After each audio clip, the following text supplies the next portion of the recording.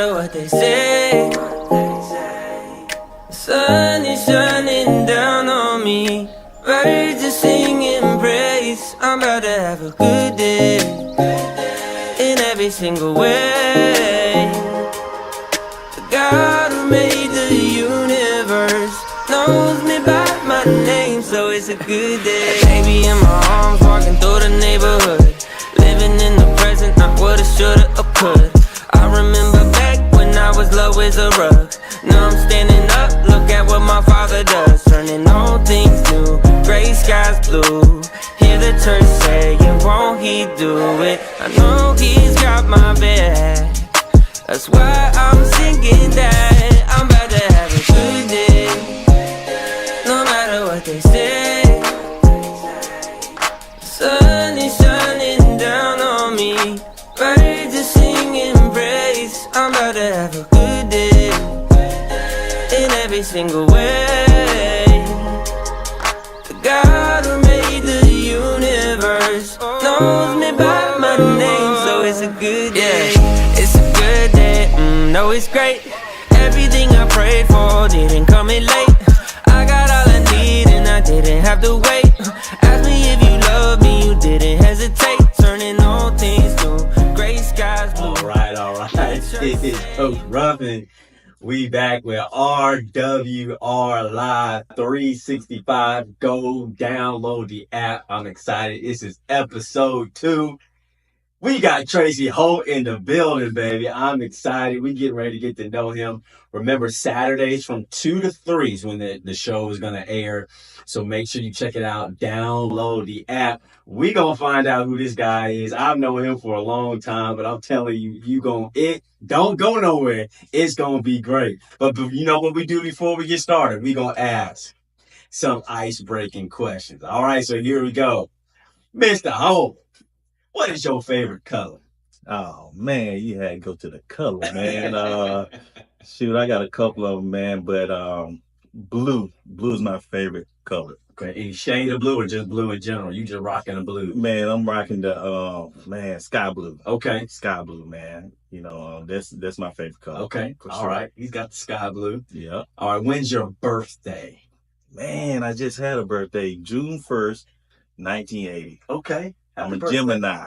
Happy birthday. Gemini. I appreciate it. Happy 21st birthday from us. Yes, that's what we're going to say with all this gray hair. You're right. 21. All right. In 3 words, describe yourself. That's a good one.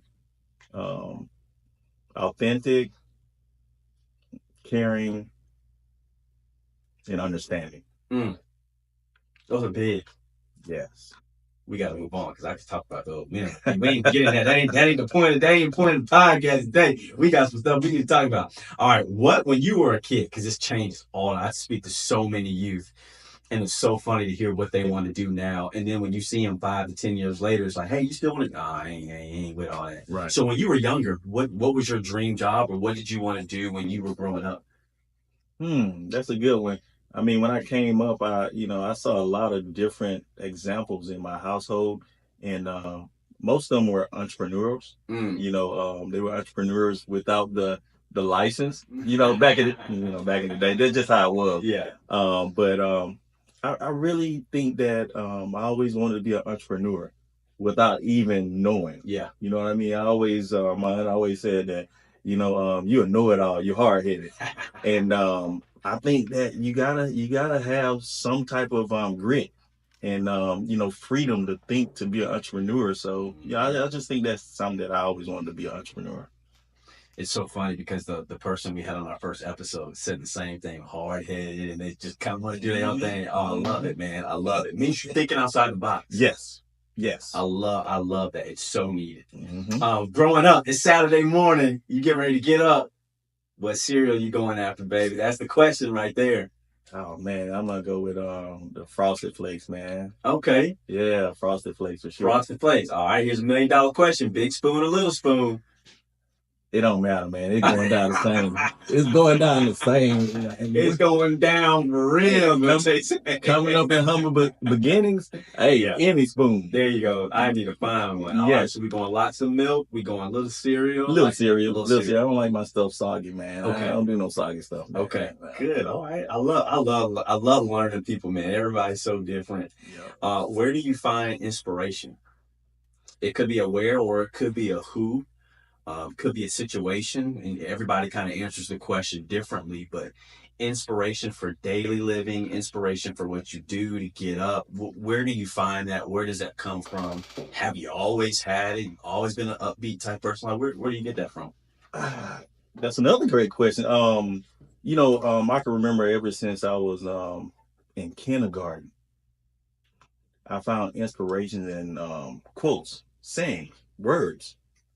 So, my inspiration have always been quotes.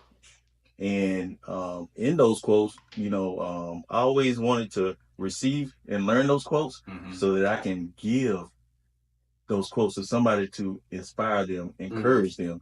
So my energy, I get energy by giving to people positive energy. So mentorship, stuff like that. That's where I get my energy. That's from. awesome. Yes. My mentor asked me, he said, "Man, you're gonna write your first book." And I said, I just don't know where to write. I don't know what to write on. He said, "Man, go to your social media." I love quotes. So he said, "Look at all the quotes you got on your social media. Use those, expound on them, and use the quotes you said." So that's what my first book was, because I love quotes. Yes. And I just love short, to the point, powerful thing. And man, I'm telling you, quotes will get you through some things, man. That's good. Man, I think we twinning, man. I think we twinning. I love it. What is your favorite, if you could choose just one, what is your favorite from drink to dessert, favorite meal? Hands down, we gonna bring in the chef. They gonna do that thing for you, baby, from drink to dessert. What you going with? Can't lose. I gotta go country style, man. I'm from Georgia, the woods. So, sweet tea. Yup. Cornbread. I say cornbread. Cornbread, baby. Collard greens. Yep. And black eyed peas, man. Ooh. Yes. New Year's Day, you doing a little, or you not? Yes. Okay. Yes, that's a tradition. We do that. All coming up, we didn't used to do it. We had to kind of get it how we had it.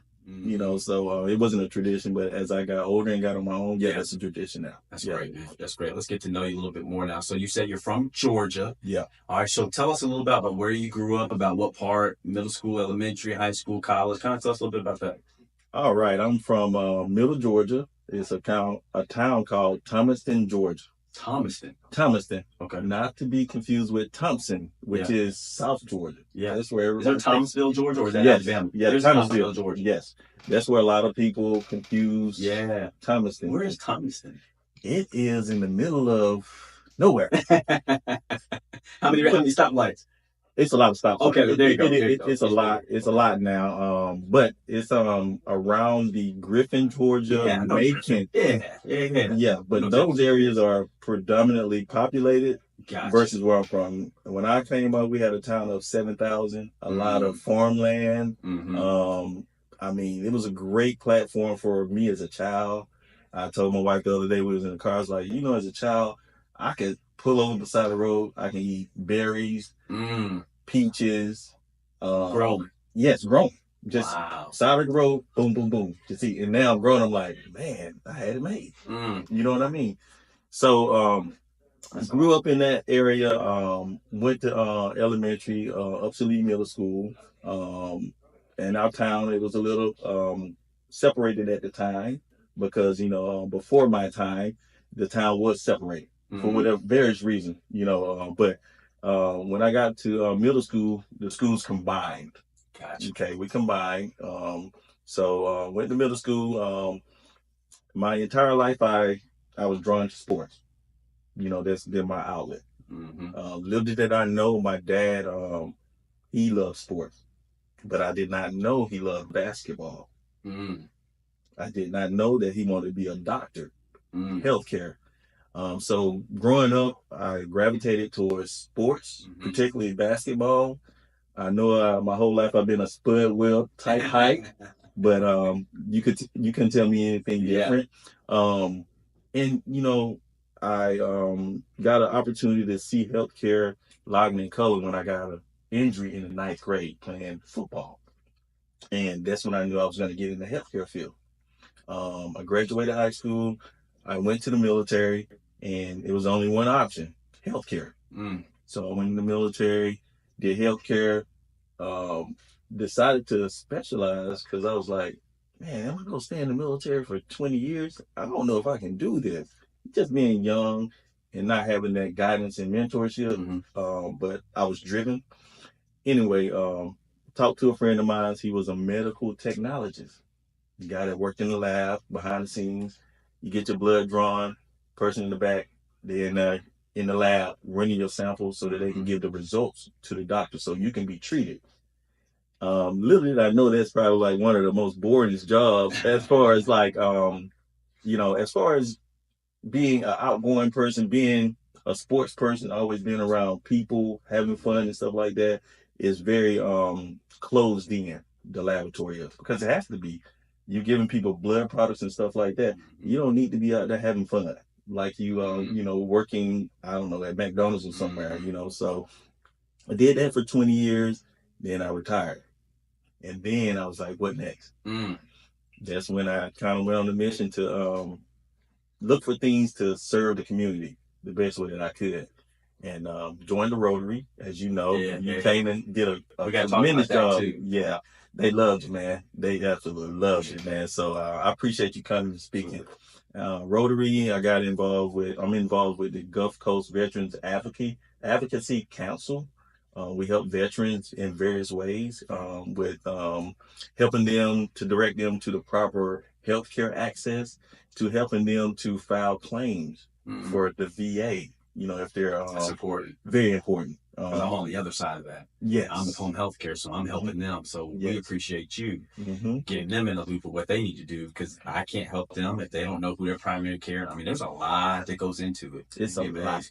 It's a lot. And then, there's a lot of, how can I say, families that are broken. These guys go to the military, they get out and then they're lost, for whatever reason, they're lost. So long story short, I'm doing that in the community right now. And then I was like, I got to find another career, because medical technology, I love it, but I got to continue to grow. So I got into sales, life insurance and health insurance sales. And I'm with Florida Blue now, and I'm loving every bit. That's awesome. We got to talk about how we met. Oh, man. So I think we met, and we got Britt in the back. Thank you so much, Britt, for being here. She don't want to be out front, but she's going to be on the show next week. So she get ready to sit in the hot seat with you next week. So she rolling her eyes, giving me the stank face. She'll do fine. She's going to do phenomenal. I can't wait for her to tell the world what she's got going on. But I think, was it refereeing? You were refereeing. Yeah. Was I playing or was I coaching at Pensacola? I don't know I don't remember where we first met, because I met you at Pensacola Christian Academy. You're coaching there. Yes. So I just remember seeing you were just so energetic, and you never bothered the referees. And I was like, when I refereed, you never bothered me. I guess I was doing somewhat decent. I don't know, but you were passionate about what you were doing and stuff like that. And I thought that you're pretty cool. Mentoring these kids. Because coaching is the best place to mentor. Oh, man. That's the place you can grab them and water them and let them grow, and you can see the reward of mentorship. But that's where I met you at first, and then I saw you at PCC. Yeah, I'm like, man, this man is did he coaching everything in Pensacola? Yeah. So I saw you at PCC, and you were coaching there, and that was how long did you referee in the area? When did you stop, or are you still refereeing? No, man, I stopped. I think I did it for about 10 years. Okay. I did from rec ball all the way up to junior college ball. Yeah, that's awesome. Yeah, and then I took some military orders out to 29 Palms, California, and that kind of helped me to kind of sever myself from the community, and it was well needed because of family reasons. I had family obligations that I needed in the sports. officiating, they can work you 7 days a week. Absolutely. You know, because there's a need for it. Absolutely. But I plan on getting back to it. Good. You know, after my daughter, graduates high school, she's 9, so it's gonna be a while from now. So, my focus is now on her and the family. Yes. That's phenomenal. Yeah. One of my big mentors, Willie Spears, always says, family first. Yes. You got to win at home. Mm-hmm. You can go save the world and then come home and you can't do that. So I appreciate you saying that. That is so needed. You know, it's funny. I shouldn't say funny, but it's interesting. Whenever I speak, there's so many young people who don't have a male figure, consistent male figure that they see at home. Mm-hmm. And it breaks my heart. So your daughter, you said she's 9? She's 9. Has no idea that not only is she a minority, but she's sometimes in the minority of having a male figure. And I hope she understands how big of a deal that is. Not yet. I mean, that's, if she ever forgets to call me, I'll let her know. Man, you better listen to everything that man says. Well, my 22-year-old son, he recognized it when he was in the 10th grade. And I guess the class, they had like I guess you can say show and tell, tell about yourself. And when he started hearing kids talking about, hey, I'm such and such, and I went through this in my life. I have a kid, all this stuff. He came home, he's like, man, I just realized I got it made. I was like, yes, you do, young man, because it's pretty tough out there. You know what I mean? So, that's right. So I'm just blessed that I can do that for my family. Be that stability that a man should be at the home front, and that's phenomenal. Yeah. And it's interesting because I'll ask kids, who's your tangible male role model you can touch and see and feel and be around and emulate? Most of them, I say 80-85% don't have one. No, they don't. Yeah. I just spoke yesterday at NWB Hoops, and I asked the question, there's a lot that just don't have. So for young people to have that is huge. Yeah. And I hope they don't take it for granted. All right, so let's get into some questions. Let's see if we can get to know what my guys got going on. So typically whenever I get ready to do a podcast, I've got questions ready for people, and then I'll ask them, what do y'all want to talk about? My guy gave me 16 questions. He was ready to roll. And we ain't gonna go over all 16, but he was ready to go. It's funny because I want to ask people questions. I want to interview them. I want it to be organic. I want to be there. But I also want them to know, what do you want to talk about? It ain't just be me, what I want to know. What is important to you? So let me start out. And I think the first question is, what is your experience with seeing mental health not treated or treated in your family? I get asked to talk about mental health probably almost more than any subject, especially black men, minority men. Let's just call it what it is. We don't want to talk about it. I want to open up, feel like that can make you weak or whatever it is. What is your experience with seeing mental health not treated or treated in your family or in families in general? Well, the first thing I could think of in mental health in regards to abandonment is a topic that is not talked about enough. I've seen it in my family where, the male left the home. It doesn't matter if it's the critical age, of birth to 7, which they say is the foundational years, which they are, or, later.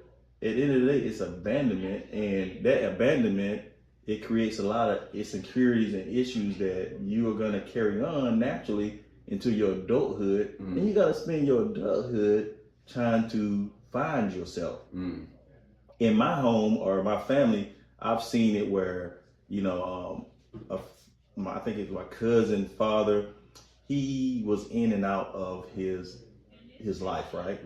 And that cousin grew up all over the place. I don't want to go into details, but they were doing things that is not characteristic of a young adult.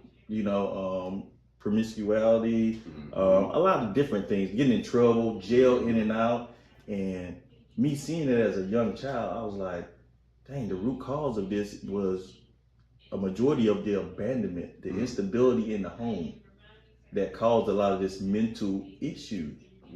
Because if they had that structure, that consistent structure, come on, let's be honest. You still can have, we still got stuff going on, even if you have that. Absolutely. But from my experience, that's what I saw a lot of. I saw that gap with the fathers not being in the home and mothers having to step up and raise a man the best way she could. And then as a result, that man wasn't a man. You know, he was raised up off of principles that probably wouldn't serve him well as far as leaving his house. Yeah. You know, also I've seen mental health where, you know, family members have issues, but it's taboo to talk about it. Oh, well, they're just whatever. They're just having a bad day. Go to your room. Don't worry about them. They're okay. No, they're not. They're not okay. Yeah. It's okay to talk to somebody and get that stuff off your chest because there's real issues going on. You know, so that's a little bit of what I saw coming up, and I just know there's a need out there, and I just encourage anybody just to talk to a professional. Friends, family members, it may not always be the solution. Yeah. It can be a Band-Aid. It's good to talk to somebody, but you need I feel like people need a professional to talk to, you know, to redirect everything. So it's so funny because I'll tell people sometimes, I'll say, who thinks they get the best relationship advice? And I'll be like, who? I mean, like single people that ain't with nobody. So I'm like, so you can't get mental health advice from somebody who ain't doing better than you. And people be like, yeah, you're right. Single people don't be trying to give advice. But why are you single? You would have followed your advice. Tell me about it. But that's so key and so true. And we like to sweep things on the rug. And that's, I remember growing up, speaking of a dad, sometimes, brother, you might say a few things to your mom, but dad come home and look at you one couple times. You're like, oh yeah, I'm gonna chill out. I'm gonna sit myself down. And I try. You know, when you growing up, you're like, oh, I think I can take this man. Like I think. If we squared up one time, I think I could catch him. And I remember my dad said, all right, you in 10th grade, you strong yourself, go ahead. I remember being feet dangling, saying, how you think you bad? Yeah. That male influence is so important, man. I appreciate you talking about that. So, second question, you said, do you think mental health is culturally unacceptable for men to look into? We hear that word counselor or get some help, and it's just like shut down. Yes. We out as brothers, we don't want to do it, we don't want to talk about it. Right. And it's crazy because women love someone who can actually open up. Absolutely. And be honest. Don't mean you're weak. Right. But great communicators, great leaders can communicate what's going on. Yes. So do you think mental health is culturally unacceptable for us men, black or brown men to look into, to try to get help for? We should always seek counsel for mental health. Black men, anybody, you know, let alone, right? It's okay to be vulnerable. Coming up in, society, men are supposed to be the rock, the bed of a house, but how can you be a rock in a bed if you're broken? And I always say this. I tell my wife this all the time. I said, broken people break people. Broken people break people. And that is exactly what I see on a daily basis with black men in particular, because they're so broken, and then they get into relationships, and then the woman may throw out an accountability piece because they're trying to bring the man up, possibly, and then boom, they just start going, haywire or whatnot, right? So, so it's acceptable to get counsel, and it's acceptable to be vulnerable. There's nothing wrong with it. I think that we need more of that. That's good, man. That's so good. All right. I got a text that we got to take a break. We got to chop this thing up. So I've been getting it. It's been good, man. Yes. I love these because it's organic, man. I just want people to come in and just talk. Right. Because there's so many kids. I want young people to be able to watch this. I want adults to be able to say, this is what my young people need. So we got to take a break. We gonna get back into it. He's blowing us up with some great stuff. We going to be back. Remember, go to RWR Live 365. Download the app so you can watch. Go to our social media, Facebook pages, YouTube. We're going to have all these so you can watch them. I'm telling you, there's going to be great Don't you things. play. We'll be right back. Cross on me, that's him. Come on. Sauce on me, that's him. Bust down wrist, that's him. Diamonds singing hymns. Hey, what you doing, Phil? Jumping at the up out that valley like I told you, yeah. Putting on for my city like I'm supposed to, yeah. Only my God can judge, don't even know you, yeah. Don't even know you. What can I say? Finally made it perfect timing, yeah. Back in my day with the juggers, we was slimy, yeah. Found the right way, taught to Jesus and designing, yeah. Praying for the A, now they jumping down in China, yeah. Stepping up from the bottom, they ones only, I ain't playing that. Please just mind your business, you don't even know me, why you saying that? Messed up with Zaytoven on piano, know I'm slaying that. Watch me pop that Bible in these trenches, yeah, I stay with that. Every day I go big and I'm gon' win, you can't get rid of me. You ain't really who you say you is, for real, folk be killing me. Just make my whole family sick and tired, I got the remedy. No, don't you play. Let's get it. With him, cross on me, that's him. Come on, sauce on me, that's him. Bust down wrist, that's him. Diamond singing hymns. Hey, what you doing, Phil? Jumping at the gym, life above the rim. Like I told you that. Made it up out that valley, like I told you, yeah. Putting on for my city, like I'm supposed to, yeah. Only my God can judge, don't even know you, yeah. All of my life, you know I had to fight, yeah. All my life, I ain't even getting no sleep, been having nightmares. Gotta keep it up for my brothers in the sky, yeah. R.I.P. Feeding my family like they in a high chair. How you doing? Ran it up just like this, come on, had to go kick that walking trench. Tryna free all my people now, church say case dismissed. My people came a long way from problem child, was on that naughty list. Mom said put your foot on necks, no karate kicks. Oh yeah, I'm popping kicks. Turn up the riot, no they can't deny it. Demons be shushing me, but I can't be quiet. I got it dripping me like a fire hydrant. No, don't you play. Let's get it. With him, cross on me, that's him. Come on, sauce on me, that's him. Bust down wrist, that's him. Diamond singing hymns. Hey, what you doing, Phil? Jumping at the gym, life above the rim. Like I told you that. Made it up out that valley, like I told you, yeah. Putting on for my city, like I'm supposed to, yeah. Only my God can judge, don't even know you. No, don't you play with him. I told you that. Made it up out that valley, like I told you, yeah. Putting on for my city, like I'm supposed to, yeah. Only my God can judge, don't even know you. Don't you play with him. Take the pain away, take the pain away. Still another day. I give you all of my heart. Gave all of your heart, like broken apart. I'm still here, I'm still here. I know it's been hard, through all of your scars. I'm still here, I'm still here. Yeah, still here, do you still care? And like he's so ahead of me, problems just getting so real here. Yeah, yeah. Try and see through these warm tears. Love is feeling really fun here. Lonely nights is like the norm here. Hey, feeling like easy, baby. I was losing my mind, gave up all of my time, but it never got easy, baby. Well, a shame on me, feel the rain on me. It ain't been my season lately. Trying to get through the day, I break down when I pray. I don't know what to say. Help me, I'm about to drown, drown, drown, drown. If you can't hold me, then hold me down, down. And if you love me, then show me a way out. I'm out here trying to live, I gave all I can give. They say God always there, let me know if you here. Gave all of your heart, like broken apart. I'm still here, I'm still here. I know it's been hard, through all of your scars. I'm still here, I'm still here. Never gonna let me go, never gonna let me go.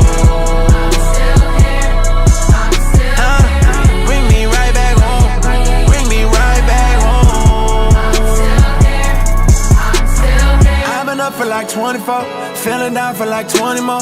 Feel like life went into an 0, and it's my last chance to bring home. Help me, I surrender. Got no tears left to cry. Hands to the sky, can you give me a sign? I'm breaking down, down, down, down. If you love me, then show me the way out. Feeling so lonely right now. I keep on looking your way, trying to hold on to my faith. Still trying to heal from the pain. Tell me it won't last always. Gave all of your heart, like broken apart. I'm still here, I'm still here. I know it's been hard, through all of your scars. I'm still here, I'm still here. Never gonna let me go, never gonna let me go. I'm still here, I'm still here. Bring me right back home, bring me right back home. I'm let me go. Never gonna let me go. Bring me right back home. Bring me right back home. We're back. It's Coach Ruff and Mr. Tracy over here tearing it up, man. He gave us some good stuff. I had to take a break. Britt said, take a break, man. You got to slow down a little bit. That was some good stuff. So, before we got started, Tracy talked a little bit about Florida Blue. And so now we're going to kind of transition a little bit to the professional. We talked a little personal. Now we're going to try to go into the professional. Some of you might know, a lot of you might know, I work for a home healthcare agency during the day. So it's amazing. I don't specialize in insurances, but I see so much about insurances. So many people don't have a primary care physician. Please make sure you have a primary care physician. Please make sure you're getting your annual checkups. If you're not feeling well, something's going on, please go get checked up. Your body's trying to tell you something. Please, please, please don't feel ashamed. Don't feel alarmed. That is what providers are there for. If you got questions about which providers, you need a podiatrist, you need a urologist, whatever it is, reach out to me. I'm there all the time. We see them, and we want to be a help to you. So, Tracy, great question that you sent us. So I want to make sure we can ask it. What constitutes a special enrollment period, and what are some examples? And you might need to back up a little bit, kind of tell us a little about kind of what you do, but what do you do, and then what are those special enrollment periods that we have? Okay, so first of all, like I mentioned, I work for Florida Blue. I'm a health insurance agent. I call myself a health insurance advocate because in our community, there's not a lot of people really advocating, boots on ground type advocating. I joke around every time I talk to people. I'm not the guy to sit up in the AC. I'm the guy to get out there, boots on ground, and talk to you and connect with you and answer some of those questions that you may be intimidated to talk to somebody about, because you may be intimidated because they may have a certain aura about themselves that may be, talking over your head, if you will. I mean, I can talk at all levels, so hey, I can talk, at your level, anybody level. So that's what I want. I want people to be comfortable when they talk to me. But what we do at Florida Blue, we have healthcare solutions for businesses, individuals, and those turning 65. Okay, so Medicare space, right? And we have almost 300 different products. So we have not products, but we have 300 different health insurance products that we can offer. So you, instead of having 20 options, we literally have about 300 that you can choose from, varying in different pay range. What I particularly target on an individual basis is the underserved. The underserved that they do not have the income, to afford $600-700 premium every month. So I target the underserved because Florida Blue right now, that's who they're targeting. They're realizing that you and I, we have the means to find insurance and get it. But those that don't have the means to get to locations or have the knowledge base or the surrounding, they're the ones that need it. So that's where my manager, Mr. Anthony Beauchamp, he brought me in with that vision, and I thank him every day because it's a need, and it just shows for him and Bay Bridge Insurance and Financial Solutions that we're targeting and trying to help those in need. That's awesome. Okay.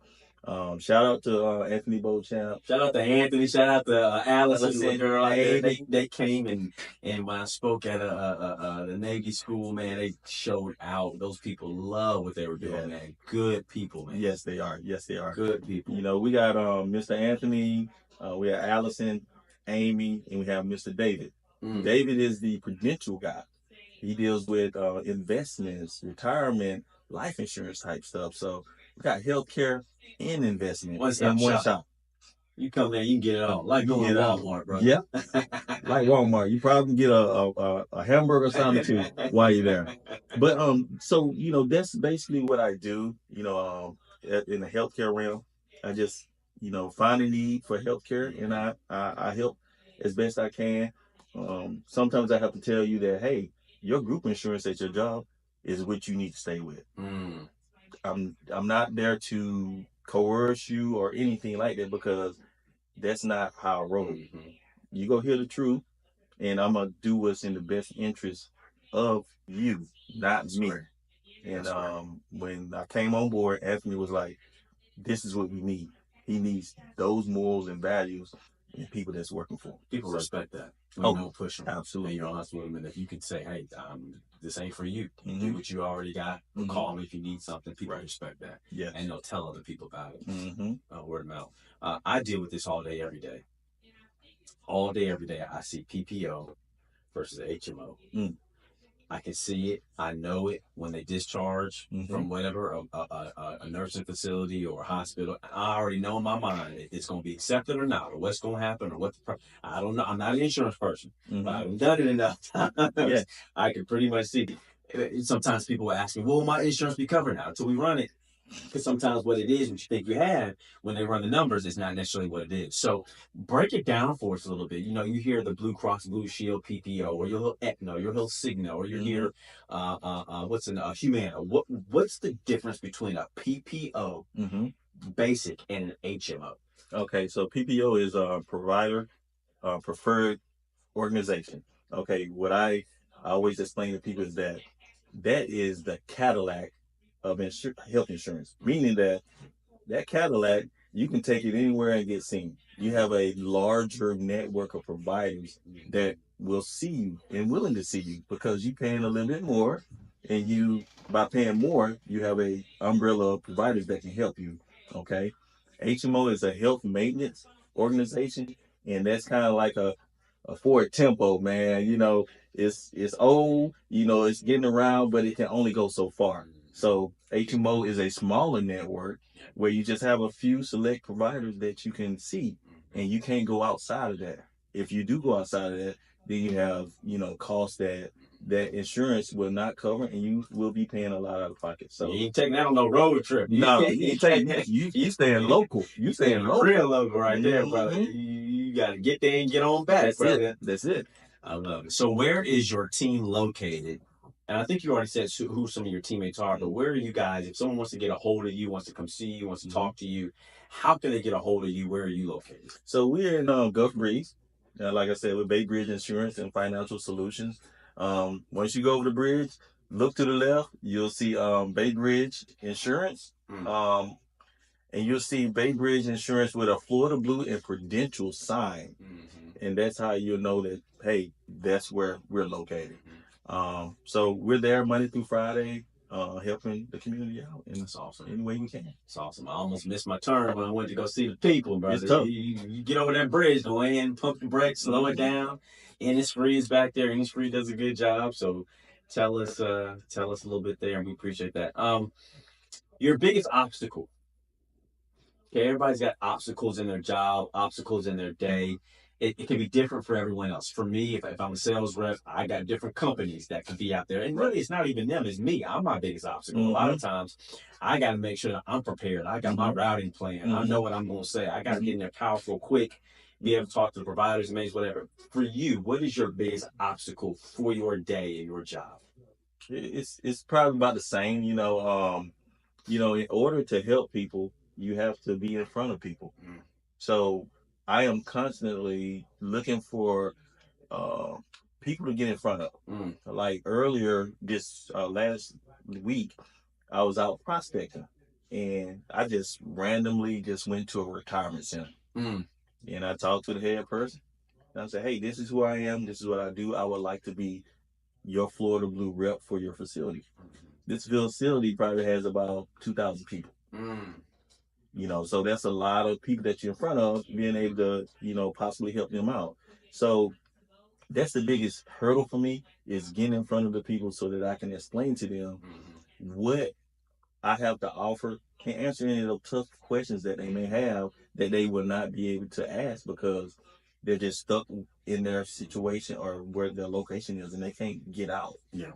Two things that ran across my mind when you said that is, number one, I got to get you with me when I speak, because there's opportunities that I'm having to speak, but I think the financial piece, the medical piece, I think that's so important. Yeah. So we got to make sure we get linked up so you can do that. And then number two, my dad and I used to talk about this all the time. The church used to be a place where people got educated. And I think we might be dropping the ball. I don't care what church, I don't care where you are. You should have people in your church coming in talking about finances. You got phone insurance. Why ain't you got life insurance? You got car insurance. Why aren't we insuring the most important thing, which is us? And I think education, budget, finances, retirement, those things are church. And I'm not saying all churches, but we got to do a better job with that. That's the Sunday morning. You know you're gonna get them. You're preaching. Have them come in to speak to a small group or Sunday school or whoever. But I just think we gotta get back to doing more of that, because that's an audience you're gonna have. So we've got to definitely work on that. You might have said it, I think, a little bit earlier. I think we caught 65 and older. But who is your target audience? Who are you targeting that maybe someone's listening or someone's gonna watch later that says, "Man, I can help Tracy. I can get them here." Who are you targeting? That's a great question because I'm targeting all ages, but specifically I'm targeting those that are disadvantaged. Single mothers, raising 3 kids. Hey, we need to get them covered. Elderly, 65, 65 years of age and probably don't know anything about the healthcare system. I need to get you covered. I'm gonna say this. It's gonna be funny. Day and Buki that are kind of running around right now, a little lost. I need to sit down and look them in the eyes as a man. Hey, I get it. You chasing whatever bag. You can be a entrepreneur. You can be a professional. If you're a man, if you chasing the bag and you put it ahead of your health, you're dead wrong because you're not gonna be here much longer. So I'm targeting those disadvantaged ones that are in those spaces. Yeah, that's great, man. Educating people. I mean, we've got to constantly be educating. So I started a nonprofit in January. So we got to get you plugged in. Congrats. I mean, that's good. I appreciate that.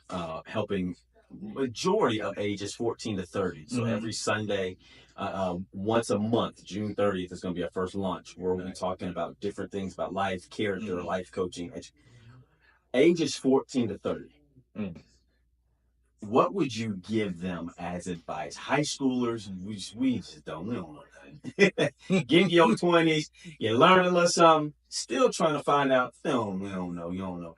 Get to your low 30s, 30, 35, you're starting to find some things out. Then you start to think, well, I really don't know much, but I'm starting to learn and listen to people. Right. That age group, what would you tell them? What would you give them advice? What would you say, hey, here are some things that just across the board, if you get it early, it'll save you later? Or what would you say to them? I would say, follow the roadmap that you and I follow. I don't know every detail about you, but I definitely know this. What I've always done is I've always kept an open mind. I've embraced everybody and all their ideologies. Okay. And I do not judge them. I've fallen in and out. And that's good. I take what is good, I keep it. I take what's bad and I just let it go. Stay positive, have a faith base was big for me coming out of my environment, because my environment was very it was very toxic. I'm just being real with you. It was very toxic. So I always stay positive,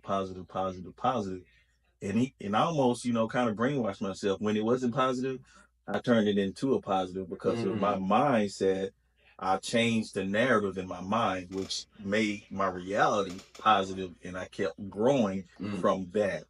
So finding a mentor as well. So that's good. Finding a mentor and just staying positive. That's good. And being your authentic self. Yes. It's okay. It's okay to be who you are. Yeah. And some people will not accept you. Some people will. Yeah. And guess what? God is going to put you with the people that are supposed to be with you in your circle. And if they're not, that doesn't mean they're not bad people. They're just not meant to be in your circle. And that's fine. And I love what you said about being open-minded. You don't necessarily mean you got to accept everything, but you got to be able to listen. I think Steve Harvey said it, man, and he's successful. And I love listening to stuff that he says. He says, just listen to people. We don't listen enough to what people have to say. You don't have to do everything they're doing, but you can take a little nugget from a lot of different people and apply them to your lives. He said, that's what I've done in my life. I've just taken nuggets from here and there. And he said he's applied, and that's been amazing. What would you tell your younger self? That 4, 5, 6-year-old, 8, 10, 12-year-old self. What would you tell them now to get them prepared then for where they're gonna go?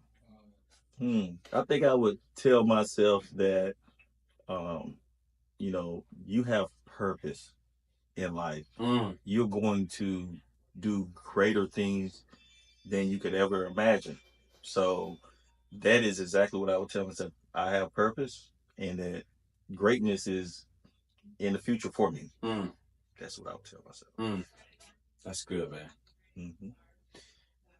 We got different people watching. What's the biggest support or biggest need you have? How could people in the community help you? This is your chance to sell it. Go ahead, T-Money. Sell yourself, sell what you need. And when they say you have not, because you has not. When I go to the doctor's office, I'm gonna tell you right now. People say, "What you need? You sure you want to? Right. You sure you want to know?" I'm gonna tell you. What are some things that people in the community can do to help you, or what are some things that'd be great for you? And like I mentioned earlier, my biggest hurdle is getting in front of the people and being able to share this information. So if you're an influencer, if you are somebody that is always around people, you can be a person in the church community. You can be a person in the retirement senior citizen community. You can be a social worker. You can be a teacher. You can be whoever. If you are in that type of realm and you see a lot of people, reach out to me. Give them a number, that type of stuff, so that I can be able to help them, because, just like we were children, it took a village to raise us. It's going to take a village to save us from ourselves. He said it takes a village to raise us, and it takes a village to say, "Bro, you wrote that one down." That was Yeah. That was a good one. All right, last 2 questions I always ask people. I love it. I love this question. I was with Emery Smith today, Emmett's brother. We were just talking about some things, man. Good people. I always ask this question. In your words, how do you become and remain successful? And success is different for everybody. But how do you become successful? And then how do you remain successful? I think how you become successful is, like I mentioned earlier, just being open. Just being open and vulnerable to learning from everybody. I learn from my 9-year-old daughter every day. Learn a little humility. I learn, how to forgive. I learn a lot of stuff. And then how to, stay at that level. You just got to be uncomfortable in every situation as you're growing. Now, me, I'm not a, rah-rah person that's going to be in front of 10,000 people, right? But you think I'm going to get in front of 10,000 people? Yes, I am. Yeah, you go, bro. And I'm going to be sweating under the armpits, and that's okay. And that is okay. I'm fine with that. So those are 2 things, just keep learning and just pushing the envelope. That's awesome, man. And, playing sports, I kid all the time. My nickname was Bulldog, right? And they called me that because I was a little tenacious on the court or whatnot. And I tell my wife all the time, like, you really have to have a little bit of that tenaciousness in you, because, if you stop because of one person or whatever the situation is, you're not gonna pull through that. You're not gonna push through that brick wall. You said Spud Webb. Spud Webb would have stopped every time somebody told him he was too short. He wouldn't be the Spud Webb we know. Exactly. Got that little dog in you, man. Yep. When do people become unsuccessful, or when do they fail? We talked about success, and you said have that drive, have that kind of bulldog in you. Just like, I'm gonna bullish, I'm gonna do it. When do people become unsuccessful and then fail? This is another topic I always talk about, and it's pertaining to those that are coming close to retirement. They use the word retirement. I do not like that word. I'm not retiring. I am going to be moving to the next chapter of my life. I'm going to be evolving into something else. The same thing as success. You're not just going to get to a destination. It's going to be that journey. So do not stop because you getting a retirement check. Keep on enjoying the journey and keep growing. And that's what I would say. It's not the destination. It's the journey. Man, that's so hard because a lot of times we compare. We see somebody else's destination and we want to be there, but you don't know their story. You don't know their plight. Nope. You just don't get my glory if you don't know my story. You know. So, Emery, I stole that from you this morning. I told you I was gonna say it. I got it. So hey, listen, this has been a great talk. Thank you so much for coming. This has been this is a dream for me. Being able to host a podcast and have people come in and let them share their story. Yeah. Let them share what they want to do and what they're doing and how they can help people. So thank you so much for helping in the community. Thank you so much for we need you. Yeah. You can't stop doing what you're doing. I appreciate it. Appreciate it. As we always say when we finish, you got to do these things. When you combine your passion with your purpose, you are powerful. Whenever I speak, wherever we go, I was at Council on Aging today, and I had to tell them, when you combine your passion with your purpose, you're powerful. If you don't know your purpose, call me. Let me know. JeremyRuffin.com, Jeremy Ruffin on Facebook or Instagram. Make sure that you reach out to me so we can help you find your passion. Tracy can definitely help you find your purpose. When you know your purpose, you'll be passionate about it, and everything you do will be powerful. It's been Jeremy Ruffin. This has been great. I'm excited about this podcast. Ruff talk. We talking about some rough stuff, but it's great. We're learning. Tracy, thank you so much. You're welcome to come anytime you want. Get a hold of them. Tell them again how they can get a hold of you. Yeah, you can call me at 850-449-2070. That's the best way to contact me. And also you can visit me at Bay Bridge Insurance and Financial Solutions in Gulf Breeze. My team, we have over 60-something years of experience. I'm only 44, so there you go. I'm just saying though. I think we can cover all needs with healthcare and financial solutions. That's awesome. So 850-449-2070 is how you can contact. That's great, Tracy. Thank you so much for your help. Remember, let Ruff Path not only help you find, but stay on the right path. It's Jeremy Ruffin, RWR Live 365. Go download the app. Saturdays from 2 to 3, go listen to the podcast. They are great. We're going to challenge you on YouTube and be on Facebook. We just want to change people's lives and let people know you can and you will be successful if you believe in what you're going to do. This is Coach Ruff with Ruff Path, Ruff Talk. We out.